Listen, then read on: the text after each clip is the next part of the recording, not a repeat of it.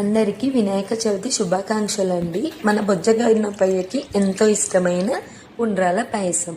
ఈసారి అయితే పెసరపప్పు కాంబినేషన్తో చేశాను, చాలా బాగుంది. మీరు ఇలా ట్రై చేయండి. 1 కప్పు వాటర్ వేసుకుంటే 1 కప్పు రైస్ ఫ్లోరు. మనకు ఉండ్రాలు చప్పగా ఉండకుండా ఉండాలంటే కొంచెం సాల్ట్, బెల్లం వేయండి. ఇలా దగ్గరికి అయిపోయాక కొంచెం బౌల్లో వాటర్ వేసి లమ్స్ లేకుండా కలిపి పక్కన పెట్టేసుకోండి. తర్వాతకి మనకు బాయిల్ అయిపోయిన ఈ విధంగా రైస్ ఫ్లోర్ ఉంది కదా, ఈ దగ్గర కనండి చపాతీ పిండిలాగా ప్రెస్ చేయండి. కొంచెం ఆయిల్తో ఉండ్రాలు చేసుకోండి. అన్నీ ఒకేలా కాకుండా చిన్న సైజు పెద్ద సైజు చేసుకున్నాను నేను. పెద్దవి మా చిన్న బాబు తినడు, మా పెద్ద బాబుకి ఏం పెద్ద పెద్దగా ఉండాలన్నట్టు, అందుకే మిక్స్డ్. 2 కప్పు వాటర్ వేసి కొంచెం ఇలాచి వేసి ఉండ్రాలు 5 to 7 minutes బాయిల్ చేసుకోవాలి. ఒక 1/2 కప్పు వరకు పచ్చి కొబ్బరి తురిమింది, డ్రై అయినా పర్లేదు, పచ్చి కొబ్బరి అయితే టేస్ట్ బాగుంటుంది.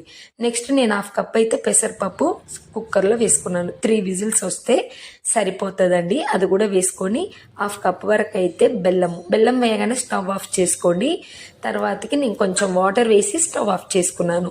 మనం రైస్ ఫ్లోర్ వాటర్ ఉంది కదా, అది లాస్ట్లో ఫ్రెష్ మీగడ పాలు వేసుకొని రోస్ట్ చేసుకున్న డ్రై ఫ్రూట్స్ చాలా టేస్టీగా ఉంటాయి. ఖచ్చితంగా ట్రై చేయండి.